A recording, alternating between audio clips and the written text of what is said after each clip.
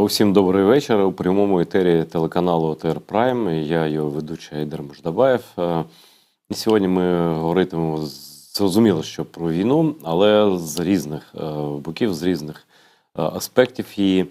І я радий, що знайшов час з нами поспілкуватися у прямому етері Павло Ликійчук, керівник безпекових програм Центру глобалістики «Стратегія 21». Мається на увазі 21 століття. Пане Павле, добрий вечір. Добрий вечір. Дуже радий бути на каналі АТР разом з шановним Айдером. Давно не бачилися, це правда. Так.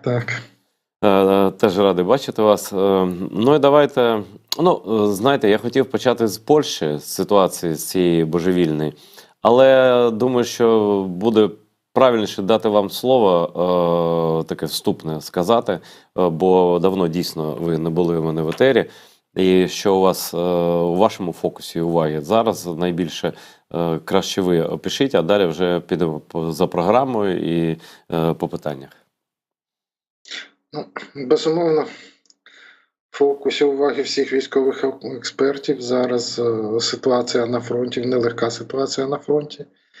Це і очікуваний відвід військ з Авдіївки, складний, дуже важкий, і це не кінець історії, тому що задача ворога була оточити наше угруповання і прорвати оборону.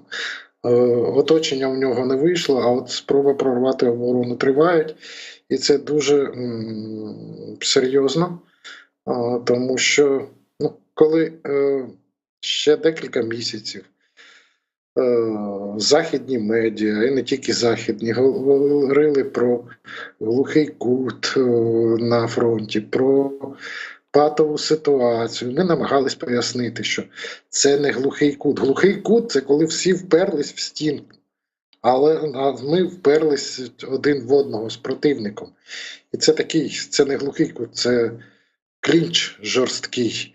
І як тільки хтось дасть слабину, інший зможе з ним скористатись, перейде все це в брудний бокс.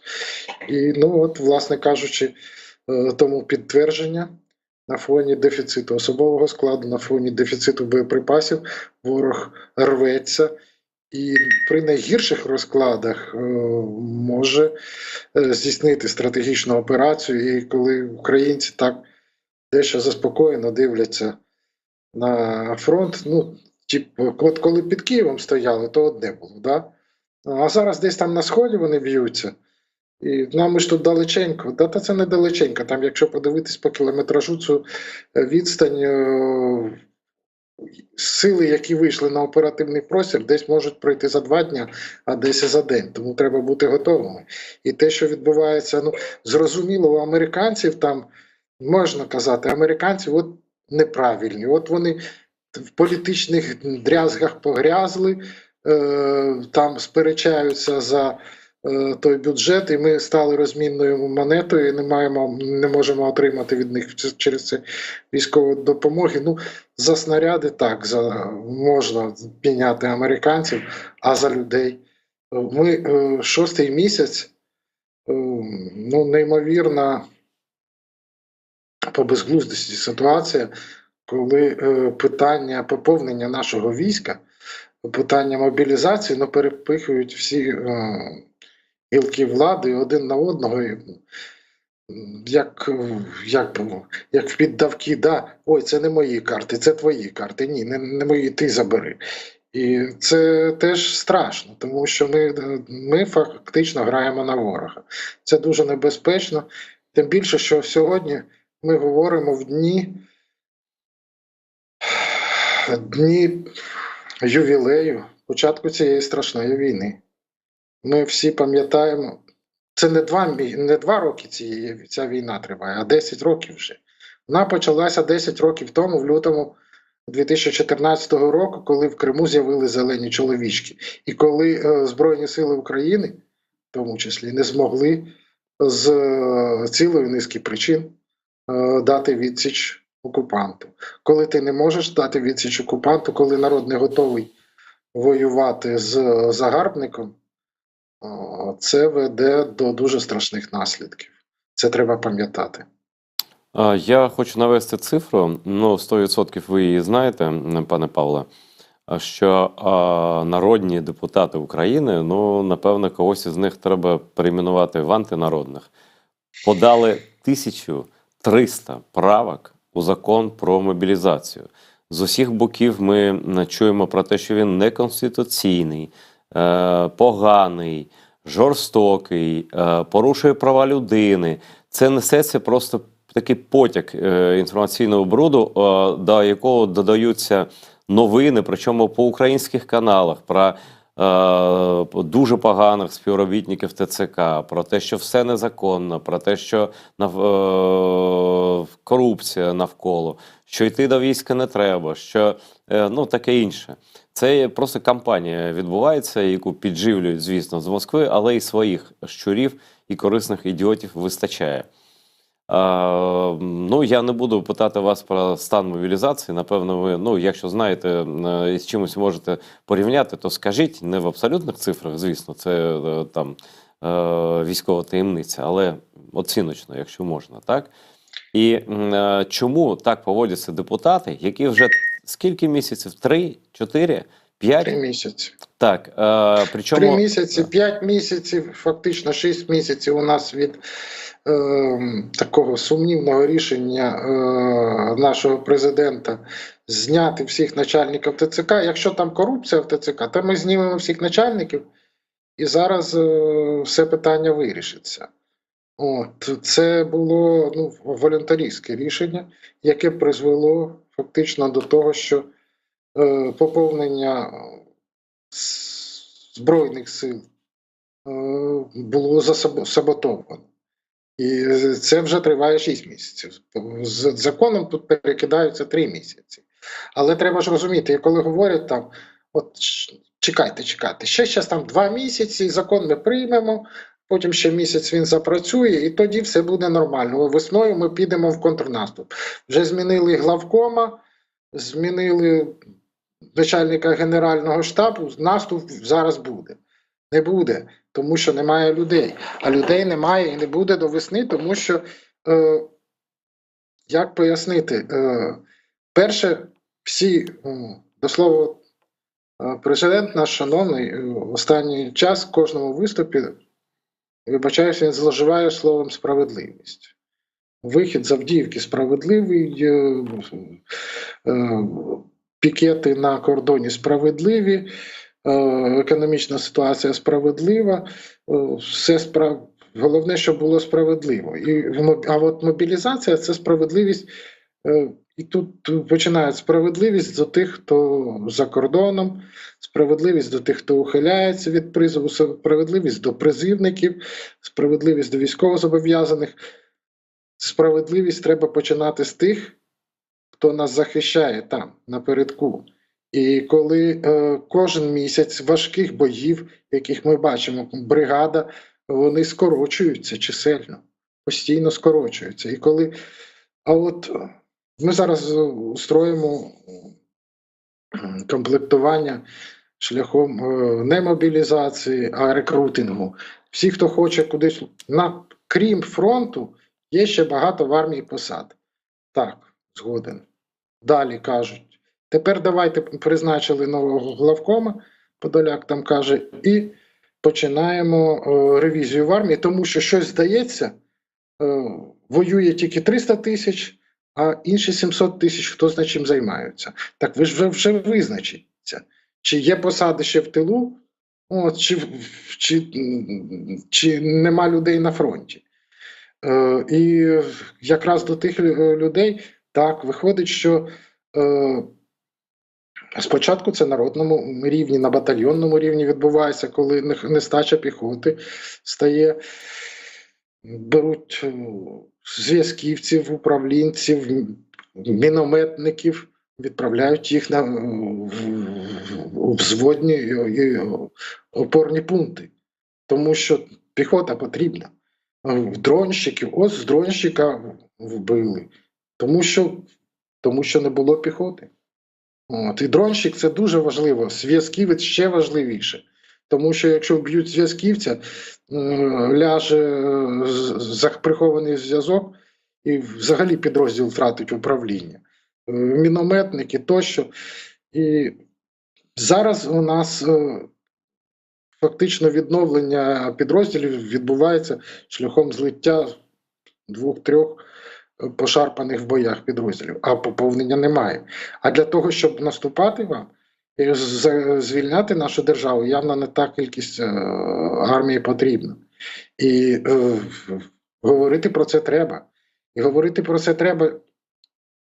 Говорять про необхідність підготовки. Так, необхідність підготовки, і зараз це здійснюється. Зараз, якщо так, в березні там 22-го року бригада формувалася 2 тижні, тому що була страшна ситуація. Бригада формувалася 2 тижні, потім їх йшла під Сєвєродонецьк, і як каже мій малий, це добре, що у нас там ДНРівці напроти стояли, вони дали нам за 3 тижні фори стати військовими, навчитись воювати. Зараз кожен військовий, він іде без підготовки по 107-му вусу, тобто базової підготовки стрілка. Взагалі далі ніхто не готується після базової підготовки. Підготовка за спеціальністю, щонайменше 2 місяці кожен військовозобов'язаний, призваний, він готується. Він готується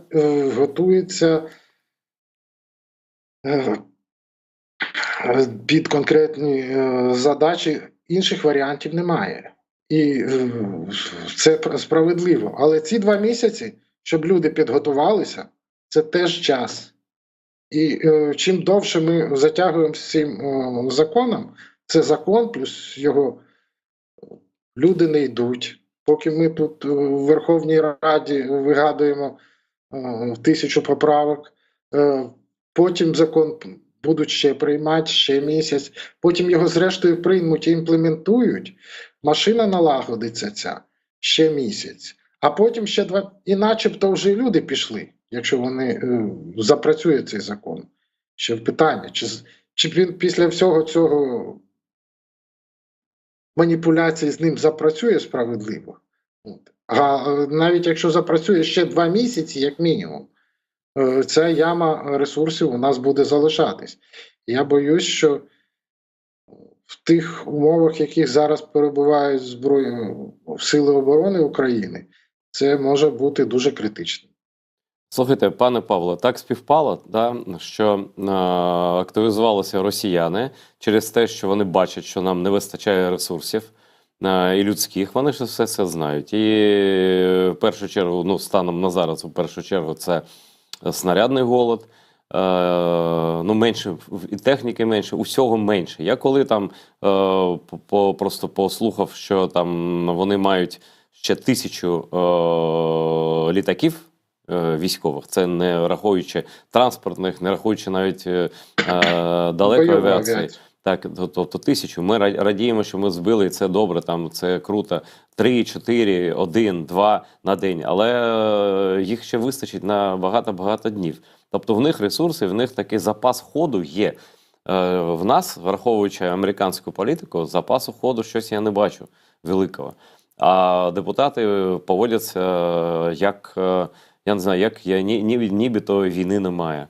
В такому мирному, спокійному режимі це роблять, так? І я зараз хочу згадати про Авдіївку. Там, і це я просто послухав, не хотів цього слухати, але послухав доповідь Шойгу Путіну, де він розповідав, як вони це зробили, як вони, ну, слава Богу, вдалося запобігти оточенню. І дякую нашим солдатам, офіцерам, командирам, генералам. Водночас це такий урок, якого ще не було, здається, протягом цієї війни, взагалі не було. Вони сконцентрували там багато авіації, скільки там 280 чи 220, просто забув, тонн. Так. Вони скинули кабами. Це керовані авіаційні бомби. Ну, там за тиждень 150 було, 3 тижні, от рахуйте, там 300-400. Ну, навіть багато. І там, важко. як До Шойгу, сотні за день. як каже той Шойгу, можемо вірити, не вірити, але каже, що точність їхнього влучання на десь 5-10 метрів. Ну, для такої бомби це взагалі ніщо. Ну, тут Да. бреше. Ну, добре, все одно це багато, да? І на таку вузьку, невелику територію. Чи можна вважати, що вони запровадили і отримали цей практичний досвід прориву фронту? Певно, вони фронт не прорвали, але ну, принаймні вони прорвали там локально цей фронт, так? Просто закидуючи бомбами, плюс артилерія, яка в них має перевагу зараз таку саму, напевно, як на початку вторгнення, чи не більше. І, в принципі, вони задоволені результатом. Ми ж знаємо, що вони не рахують загиблих, поранених. У них їх абсолютно це не хвилює. І командирів, і взагалі і пропаганду, і громадян не хвилює, в принципі, ніяк. Що вони в такий самий спосіб можуть спробувати програвати фронт будь-де, сконцентрувавши там авіацію. Авіацію немає сенсу концентрувати, просто туди летить, знищує захисні споруди, там укріплення, і вони йдуть вже там міцними рядами в прорив. Чи це дійсно щось, пане Павле, чи це дійсно щось нове, чи я правильно все зрозумів, і до яких там сюрпризів нам треба готуватися у військовому плані? Говорити про те, що це щось абсолютно нове, ну це не зовсім правильно. Найстрашніший, напевно, за період цієї війни можна досвід пригадати, це досвід облоги Маріуполя. Так, ми там, можна сказати, все зі зрозумілих причин, а втім, колись ми будемо розбиратись, як же це так вийшло, що готувалися захищати Маріуполь зі Сходу, а довелося захищати з Заходу. То інша справа, але результатом стало те, що росіяни змогли досить швидко оточити місто, і весь комплекс тих же ж заходів, які вони зараз використовували, застосувати по оборонцям Маріуполя. Єдине, що зараз у нас зовсім інший технологічний рівень, то їм доводиться з той же ж перевагою в повітрі використовувати каби поза меж дії нашої протиповітряної оборони. Тоді вони скидали на Азовсталь вільно падаючі бомби. Тобто ті фугаси, які просто підвішуються під крила без всіляких там примочок, щоб вони летіли там 70-80 кілометрів. Така перевага в них в повітрі була. Ну, і свого вони досягли. Авдіївка, до слова, і Бахмутський, для того, щоб зрозуміти і цю битву за Авдіївку треба врахувати. Я не буду торкати Сєвєродонецьк, Лисичанськ, але Бахмутський досвід теж росіяни врахували, потужно врахували. І замість фронтального витіснення наших сил вони вдалися до охоплення з флангів. І продавлювали вони ці фланги майже півроку. Ну, тобто, пане Павло, це значить, це і так само, як і в Авдіївці. Тобто вони не беруть фланги. Ні, я якраз про Авдіївку кажу, на Бахмуті вони більше. Ну, тобто так, вони заходили. Зрештою, мета фланговими ударами там примусити відступати, да, щоб не або оточити. Ні, вони намагались, як і в Маріуполі, вони мрія Шойгу, і я так думаю, і Путіна самого було устроїти Сталінград, грубо кажучи, під вибори Путіна. Маємо Авдіївське кільце, в ньому сидить Паульс, Шойгу, Жуков там підписує з ним капітуляцію тощо. Всього цього не вийшло, на щастя, тому що варіантів у нас було два. Або оці щупальця флангові обрубати, на це треба дуже багато ресурсів, яких, можливо, ми мали ще літом минулого року. Зараз зимою ми б її просто не маємо. Не маємо ні боєприпасів в достатній кількості, ні боєготових з'єднань, щоб їх контрударом було зрушити. Залишався один єдиний вихід: зрівнювання лінії оборони, вихід сили з оточення. Фактично, після того, як лінію комунікації останню перерізали, можна це вважати оперативним оточенням. І вже там москалі потирали руки, готуючи красиву доповідь своєму фюреру. Втім, дуже важко, але дещо запізніло.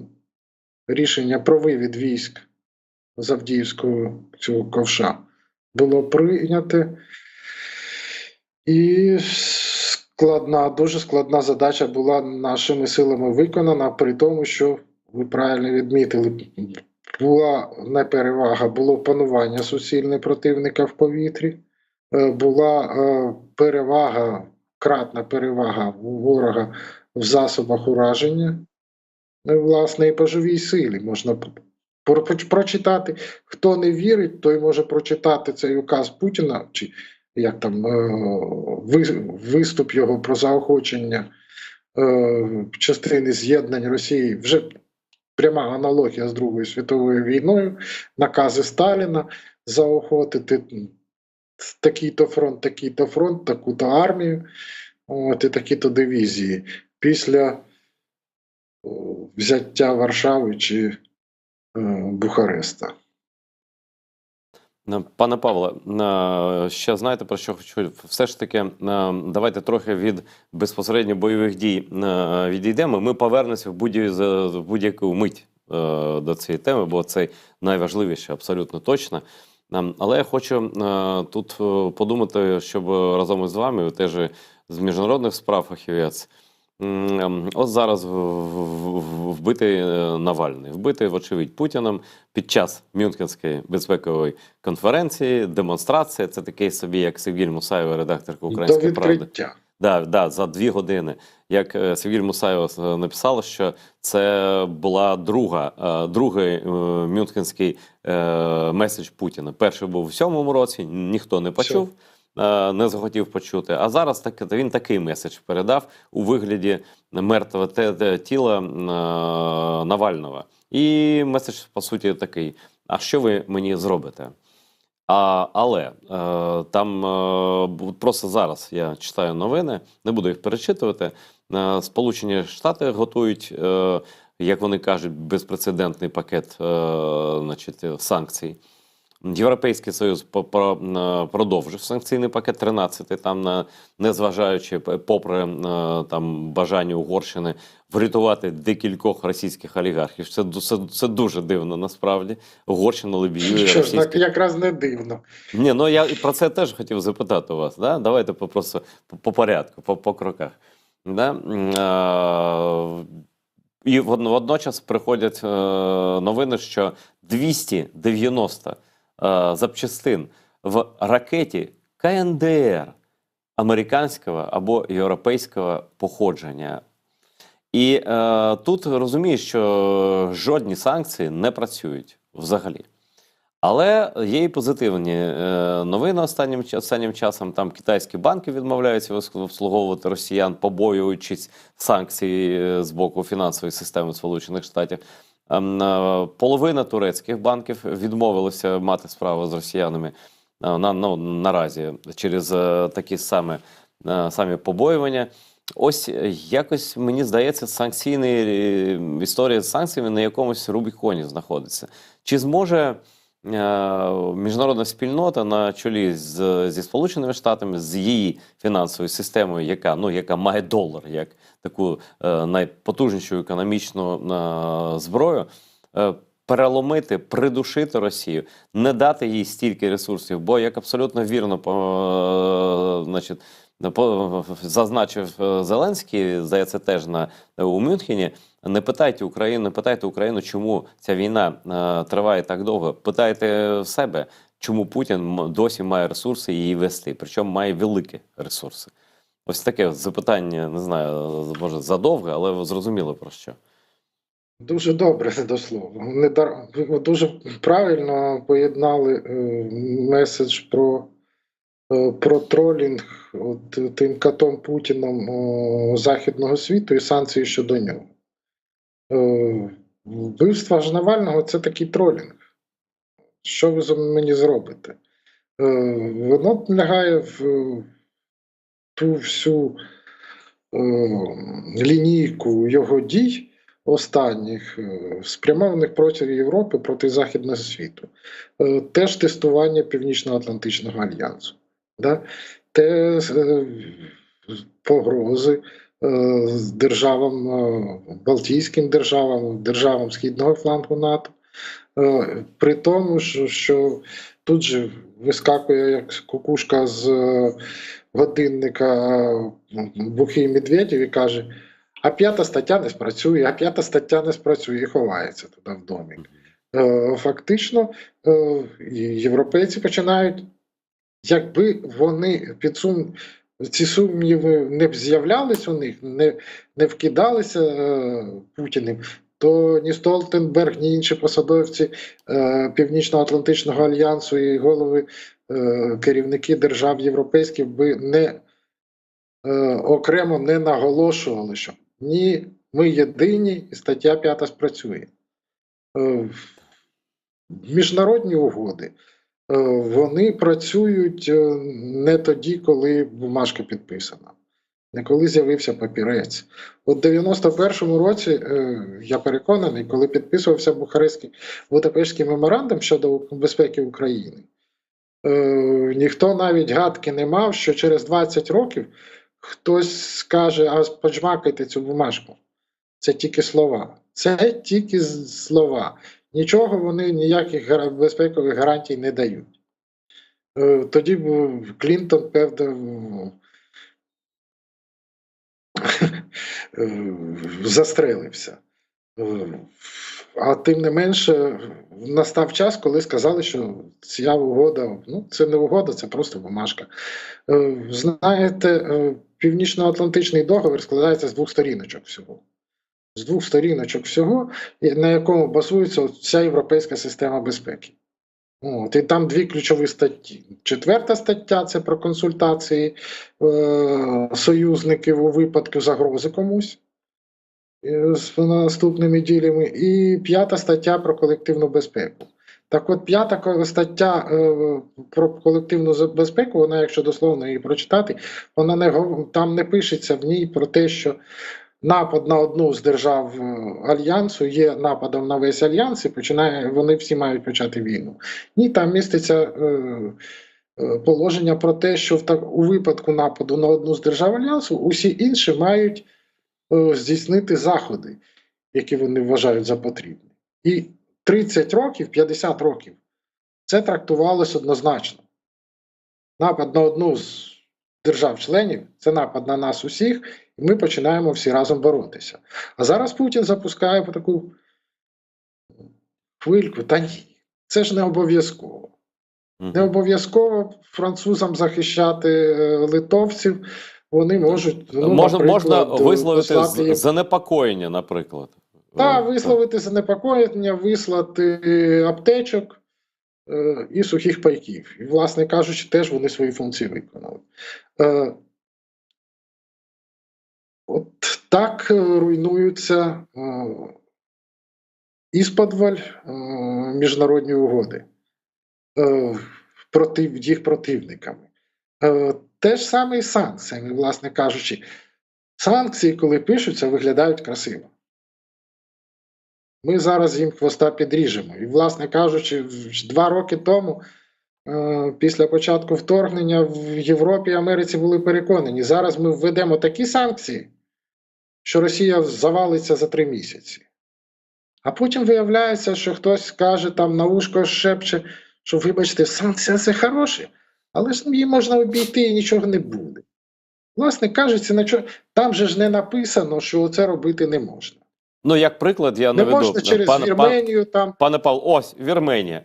не можна 630% через Вірменію, через збільшення Казахстан. товарообігу через Киргизстан. Тобто всі ці держави-сателіти Росії, або так звані, вони так, ну, типу, нейтралітет зберігають, або на словах навіть підтримують Україну, ну, як Вірменія, там прем'єр-міністр зустрічався з Зеленським, але на практиці Вірменія допомагає Росії нас бомбувати.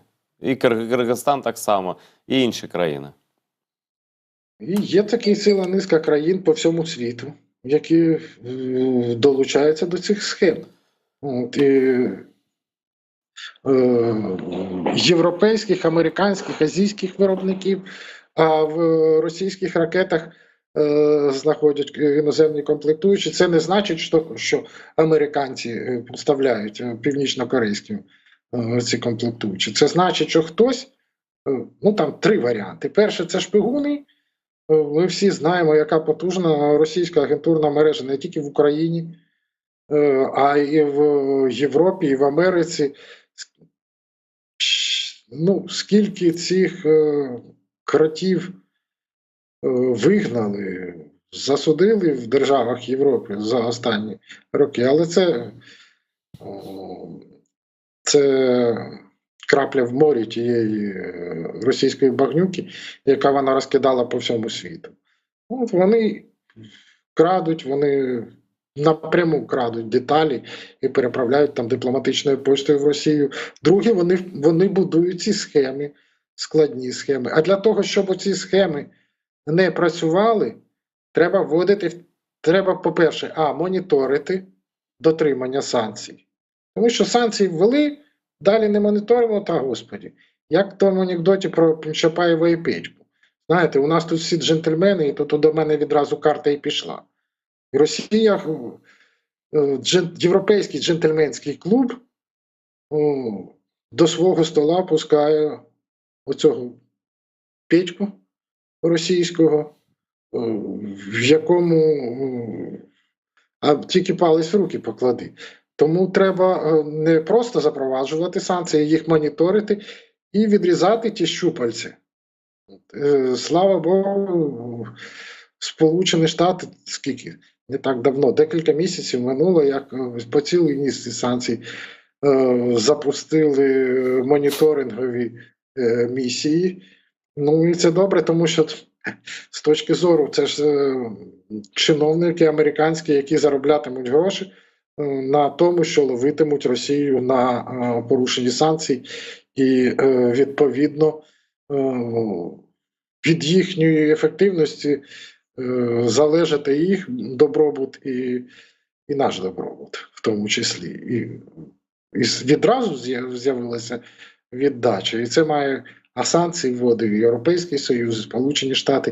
В Європейському Союзі тільки замислюються над тим, як механізми обходу санкцій і наведення вторинних санкцій. Ну, до того ж в Європейському Союзі на державному рівні кроти там сидять, вибачте.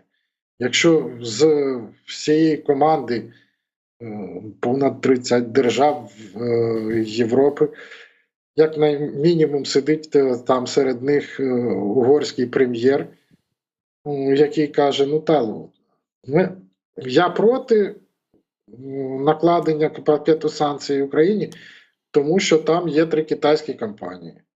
А чому ви проти? Тому що до мене має Ван Ї приїхати завтра, а йому це не сподобається. І весь Європейський Союз розводить руками і каже, ну ладно, раз до Будапешта їде Ван Ї, тоді на китайців санкції накладати не можна. От така ситуація. Вона завжди складна. І це,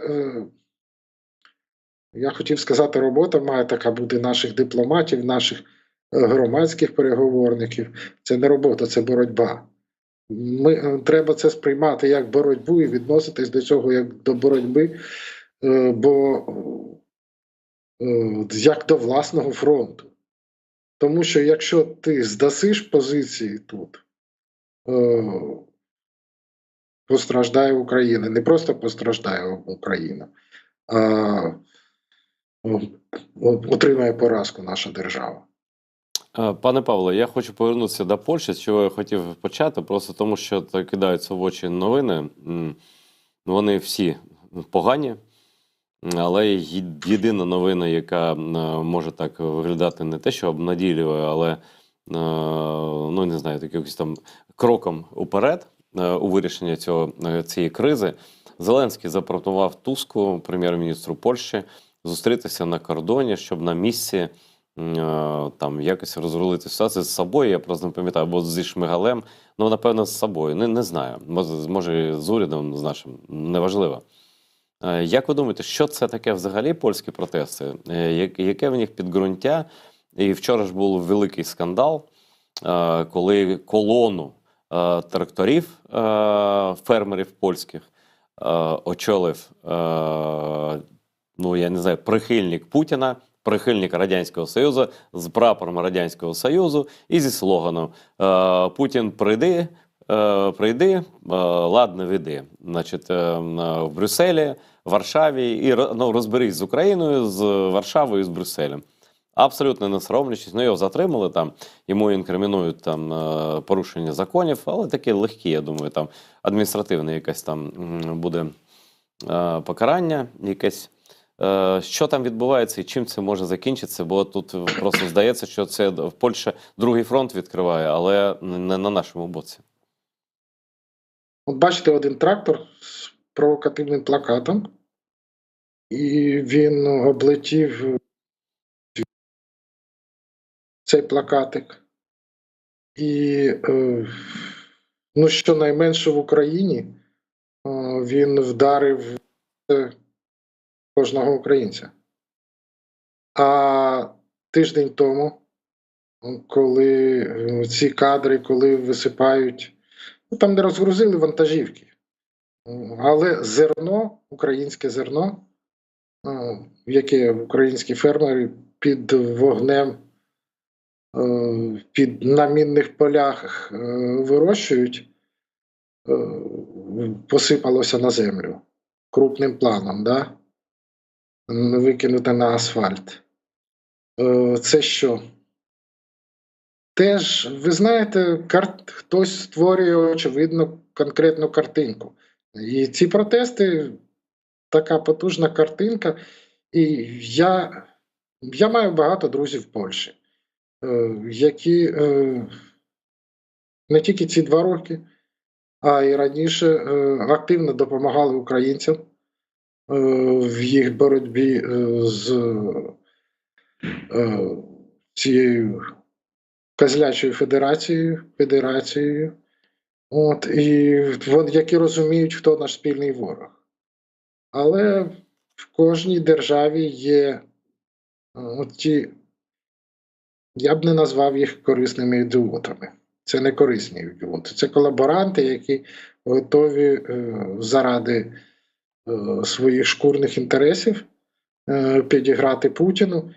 І їм байдуже, що може статися з Польщею, з Угорщиною, з Словаччиною, якщо Україна впаде. Ну, я думаю, що Угорщина і Словаччина, вони, в принципі, завжди готові зустрічати росіян. Це вони Гітлера зустрічали колись, зустрінуть і Путіна, тут немає питань. Я не думаю, що там весь народ, він такий, чи в Словаччині, чи в Угорщині. Якщо там при владі зараз пустоші, грубо кажучи, оці сили, які готові підтримати Путіна, диктатора Путіна, вбивцю Путіна, кривавого диктатора, то це ще не весь народ. Можна переглянути так. Передумови для аграрних проблем між Україною і державами Європейського, сусідами з Європейського Союзу були.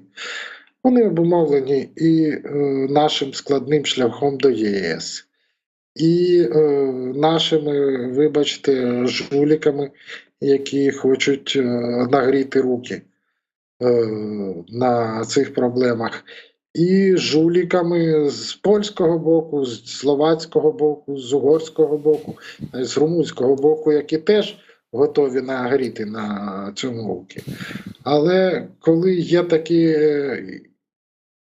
знову ж таки, це не корисні ідіоти, є такі козли, завжди знайдеться резидент російської розвідки, який скаже: оце наші люди. Оце наші люди. От, і ми їх зараз пустимо на фарш, пустимо в діло. Нехай це буде не найманці африканські чи азійські в російських там окупаційній армії в Україні, але це теж такі ж найманці, які діють в інтересах Росії. Що вони там не казали? Там ми не за Путіна. Це я так для красоти картинку повісив. Ні, це якщо воно навіть тупе не розуміє, факт залишається фактом, що його використовують росіяни. І не тільки в Польщі справа. Справа в тому, що і в Америці, і в Європі Росія, відчуваючи, що війна стає дуже обтяжливою для неї, намагається створити умови, обложити Україну, яка стікає, ускладнити її існування, посіяти розбрат між тими, хто нас підтримує, європейцями, американцями, вбити клин і таким чином нас послабити. І ми, кримчани, точно знають, що таке російські спецслужби і як вони працюють. Ну, ми бачимо зараз там, три загрози основних. Це розбрат між союзниками, партнерами, там, у тому числі, зокрема, між Україною і Польщею. Це просто найкращий успіх у Європі Путіна. Просто він молодець. Тут ось попрацювали вони.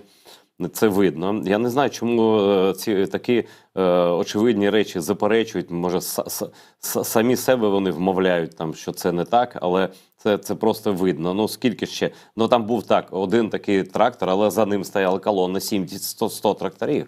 Там вони, тобто, ми що, чекатимемо, коли вони всі вийдуть там з нагородами з Кремля і скажуть: так, ми ветерани СВО тут, значить, в екзилі. Да, ну, це буде вже за російську окупацію, так? За присоединення України. Ну, я ж кажу, за присоединення Польщі. Да. Значить, присоединення Польщі. Значить, далі. Американський фронт, і я думаю, що ми теж його обговоримо. Не знаю, наскільки ви тут цього фахівець, але я думаю, думки є, які пов'язані теж з іншими факторами. Ну і третє, що ви сказали, це з чого ми, власне, почали. Це розбрат зневіра всередині України через там затягування допомоги. Тут все з одним одним пов'язано. Через таку зневіру, відчай тощо. Про які ще компоненти цієї гібридної війни можна зараз поговорити, пане Павло? Ну, може, дійсно про Америку? До слова, все ж за доктриною Герасимова. Перечитувати класику треба. Про американську можна поговорити, теж складна ситуація насправді. І я не знаю, чим закінчиться зустріч американського президента з головою Палати представників, яку анонсували це на днях. Чи вони дійдуть згоди, і якої згоди. Дуже хотілося, щоб все це вирішилось. Історія триває ж вже скільки? Теж 5 місяців. Тут паралельні треки. Мобілізаційний трек в Україні і допомога Україні в Штатах. От по часу вони навіть співпадають. І те, як подавалося, це і знову заходячи назад, відскакуючи, ми вже призабуваємо, з чого все починалось. Спочатку ж все було нормально, Україні допомагайте. Будь ласка, виділяйте гроші Україні, виділяйте гроші Ізраїлю, але включіть в цей проєкт те, що для вас неприйнятно, кордон з Мексикою. Потім 3 місяці, 4 місяці перетягування цього канату довкола кордону з Мексикою. Згодом кажуть, так, з кордоном по Мексиці ми вирішили. Кажуть, ну раз вирішили, значить виключаємо його з цього пакету. Тепер давайте вирішимо, включимо туди, чи вирішимо з сектором газу допомогу чи ні. І новий етап протистояння. Тільки заради того, що один з кандидатів в президенти вважає, що чим гірше буде зараз, тим краще. І зараз ситуація виглядає дуже, хтось каже, що оптимістичним, але я оптимізму не бачу. 1 березня має бути, це третій шатдаун вже йде, 1 березня остаточний період, коли американці мають прийняти бюджет нарешті. До 1 березня у них канікули. До 1 березня у них канікули, тобто, а після прийняття бюджетних баталій буде легкий відпочинок. Знаєте, може бути, пане Павле, може вони там в округах поспілкуються з виборцями своїми, може вони їм щось розкажуть про бюджет, який не в змозі прийняти вже скільки місяців, не місяців, вже рік. Та які? З листопада. Як мінімум, з листопада. Так, як мінімум, да. Тобто саботуються абсолютно такі доленосні документи, і в тому числі не лише для України, в тому числі, але й власний бюджет Сполучених Штатів. Дивіться, Трамп взагалі жодним чином не критикує Путіна. Навіть на запитання про вбивство Навального він сказав якусь просто нісенітницю абсолютну, яка не стосується, на мій погляд, взагалі здорового глузду. Але я знаю, моє припущення, що він це сказав просто, щоб не згадати про Путіна. Він перевів там на тему правосуддя в Сполучених Штатах тощо. Чим обумовлена така поведінка Трампа? Я в багатьох людей питаю, може у вас є своє бачення якесь?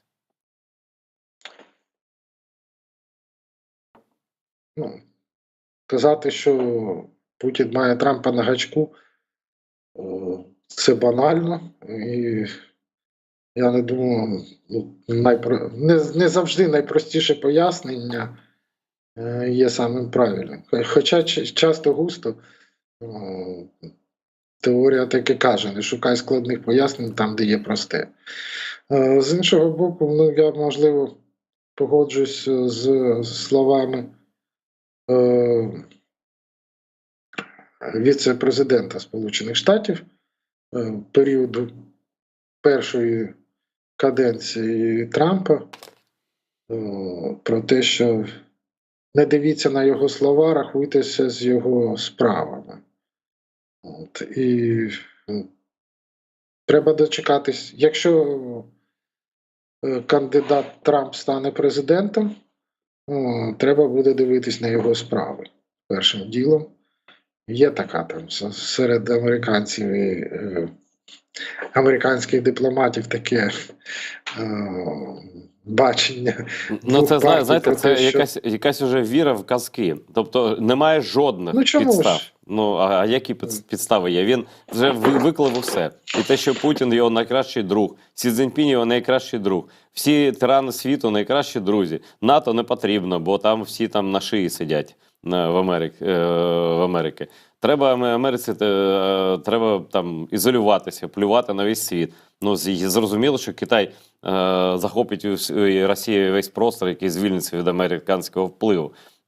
Жодного позитивного сигналу насправді. Тобто, знаєте, щоб в темряві бачити щось, а око воно адаптується. Потрібно хоча б мінімальне світло, хоча б мінімальний луч світла, щоб він відбивався там від стін, від предметів, так? А тут для мене це абсолютно темрява, бо я не бачу жодного позитивного сигналу щодо України і щодо НАТО навіть з боку Трампа. Може ви бачите? Скажіть, будь ласка, я просто реально не бачу. Якщо мінімальний, чесно скажучи, прожектора в мене точно немає. Ну, якщо мінімальний луч такий, то я можу нагадати, що після того, як Трамп ще при першій каденції називав Путіна good boy, да, там, Мгм. крутий хлопець, і демонстрував йому дружбу, не Обама, миротворець Обама, а цей неадекватний, непередбачуваний, точніше, давайте так скажемо. Трамп дав Україні зброю. Першу зброю ми отримали від Трампа для відбиття російської агресії, і перші джавеліни прийшли саме тоді. Я сподіваюся, що цей промінчик колись може стати і Ну, може бути, такий. все можна припустити, але ми почали з вами з того, з критичної ситуації на фронті. І тобто тут ми маємо тоді зробити таке припущення. Трамп хоче, щоб Україна здала якнайбільше своєї території за рахунок того, що їй не постачається зброя, а потім ми якось це вирішимо. А як? Ну, фактично ж його республіканці трампівські, вони фактично працюють на роззброєння зараз України, на здачу територій, максимально скільки там буде можливо захопити. Ну, я не знаю, я Ну, в давайте, диво давно. якщо я зараз почну розвивати думку, то це буде насправді припущення. Ну так. Тому що я можу сказати, якщо з логіки Трампа дивитись, то зараз його задача довести до того, що сказати, бачите, як Байден допомагав Україні. Ні хрена в нього не вийшло, тому що він зброї не давав. А от я прийшов, за один день даю все, що потрібно, як там є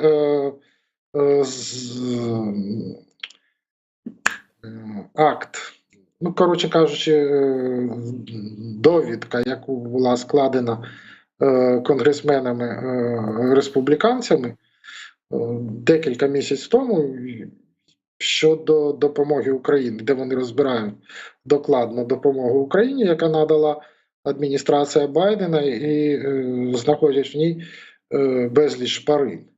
Тому що, і звинувачують фактично Байдена в тому, що він мав можливість надати всю необхідну допомогу Україні, але він її цідив. Ну, слухайте, пане Павло, ну тоді б Трамп мав би сказати, слухайте, Байден дуже поганий президент, він допомагає Україні, давайте зберемо тимчасовий конгрес і проголосуємо за безмежну допомогу Україні. 1000 танків, 1000 літаків, даємо все, що можемо. Ну так би це виглядало, якби він на цьому грав. А він навпаки каже, ні, жодного патрону України. Ну як так? Він не каже поки що такого, але діє так. Ще раз, це ми бачимо Трампа кандидата в президенти, а як буде діяти Трамп-президент, дуже передбачити складно. Тим більше це буде Трамп-президент, однозначно не той Трамп-президент, який був першого скликання. Ну і взагалі, якщо чесно, я б не обговорював Трампа президента, поки він ще не президент. Ну, в цьому, правда, дійсно немає великого сенсу, якщо чесно. Да. Це будуть суцільні припущення. Давайте поговоримо про Європу. Ну, в принципі, в Європі багато зброї. Вони прибідняються, але, в принципі, запаси є. І про це сказав і президент Чехії, здається, нещодавно. І взагалі кажуть, ну слухайте, ну є в нас зброя, є в нас снаряди, так чому ж не дають в таких обсягах, щоб замістити? Чому вони допустили до того, що українська армія вимушена відступати через брак снарядів? От, наприклад, снарядів. Знаєте, наші європейські партнери пройшли за ці 2 роки. І хотілося, щоб вони ще в 2014 році очі відкрили. Але так вже вийшло, що до 2022 року вони очі відкривати не хотіли. І тільки за ці 2 роки вони пройшли такий величезний шлях еволюції. Є на днях буквально 30 років відбулося програми партнерства заради миру НАТО, таку, яку впровадили в 94-му році. Там До Росія, неї здається, приєдналися- участь брала, так? Росія теж Так, брала так, участь. так. Да. В Партнери принципі, заради це була миру. Да. концепція для того, щоб методами партнерства долучити, налагодити взаєморозуміння між Східною Європою і постсовком з Північно-Атлантичним альянсом. І там для 16 держав, півтори десятки, це став такий трамплін, які перейшли від цього партнерства далі до союзництва і стали повноправними членами НАТО. Але є щонайменше дві країни: це Україна і Росія, які теж приєдналися до неї. Україна отбовтається всі ці 30 років туди-сюди. Це перша наша провина. А ще й Росія. Це була б, мені здається, це з 24-го року видно, що це була радикальна помилка, кардинальна помилка Альянсу строїти партнерство з Росією. І десь років 5 тому на одному з заходів з військовими з Альянсу, високопосадовими, Петр Павел, до слова, тоді був головою військового комітету НАТО ще, був присутній на цій зустрічі. Наче ми всі один одного розуміємо добре. Ми військові, українські військові Альянсу розуміють, звідки загрози витікають. А рух де? Руху немає. І потім в кулуарній розмові з одним функціонером штаб-квартири НАТО він каже: розумієте, хлопці, у нас в штаб-квартирі багато спеціалістів, вирощені спеціалісти, всі спеціалісти по партнерству. Угу. Вони знають, як налагоджувати з Росією партнерство. Вони 30 років налагоджували це партнерство з Росією. І зараз їм переналаштуватись вони просто не можуть. А спеціалістів по стримуванню Росії вже немає. Тому що вони або на пенсії, або вже більшість з них померла. Бо це було 30 років тому. І їх треба вирощувати наново. І от в Європі через війну в Україні відбулися такі тектонічні зміни.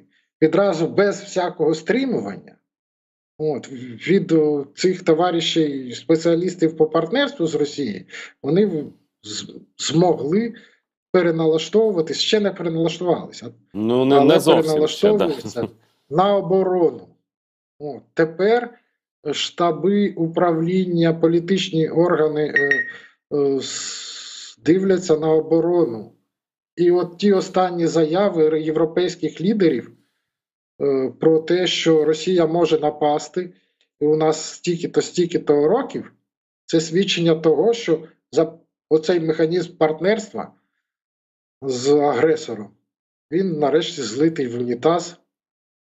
Ці спеціалісти пішли на пенсію, і зараз налаштовується система оборони, заради чого, власне кажучи, Північно-Атлантичний альянс створювався.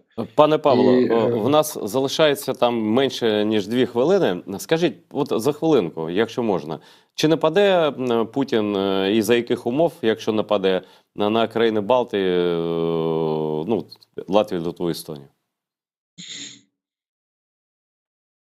Я б хотів сказати, що не нападе, тому що Україна тримає удар.